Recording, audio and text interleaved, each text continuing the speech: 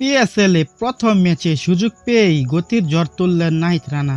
দলে সুযোগ পেয়ে নাহিদ রানা এদিন বল হাতে 6 উইকেট নিয়ে নাহিদ রানা দেখালেন তার ভয়ঙ্কর রূপ। 6 উইকেট নিয়ে বাবর আজমকে দিলেন যোগ্য জবাব। নাহিদ রানার ঝড়ের গতিতে রেজওয়ানের এদিন কুপকাত। পিএসএল এ গতি দিয়ে ঝড় তুলে এদিন ম্যাচ সেরা হন Nahid Rana. Pakistan super league PSL খেলতে যাওয়া নাহিদ রানা এখনো একটি ম্যাচও খেলার সুযোগ পায়নি। তবে দীর্ঘ 5 ম্যাচে সাইড বেঞ্চে বসে কাটাতে হয়েছে তরুণ পেসারকে। সুলতান মুলতানের বিপক্ষে এদিন খেলতে নেমেছে নাহিদ রানা। কঠিন সমীকরণ নিয়ে সুলতান মুলতানের বিপক্ষে খেলতে নেমেছে নাহিদ রানার দল পেশোয়ার জালমির। শুরুতে টসে আগে ব্যাটিং করতে নেমেছে নাহিদ রানার দল। তার আগে ব্যাটিং করতে নেমে নির্ধারিত 20 ওভারে সব কয়টি উইকেট হারিয়ে 180 রান তুলতে পেরেছে।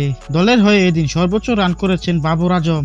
এরপর 181 রানের জবাবে ব্যাটিং করতে নেমেছে সুলতান মুলতান। দুর্দান্ত খেলতে থাকেন মোহাম্মদ রেজওয়ান। পাওয়ার প্লেতে বিনা উইকেটে 50 রান তুলেন তারা। কারো উপরে ভরসা করতে না পেরে নাহিদ রানার হাতে বল তুলে দেন বাবর আজম। ক্যাপ্টেনের মান রাখতে বল হাতে এদিন প্রথম ম্যাচে ঝড় তুলেছেন তিনি।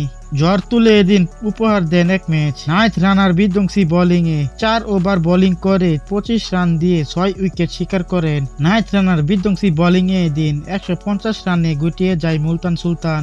আর এদিন ম্যাচ সেরা হন নাহিদ রানা।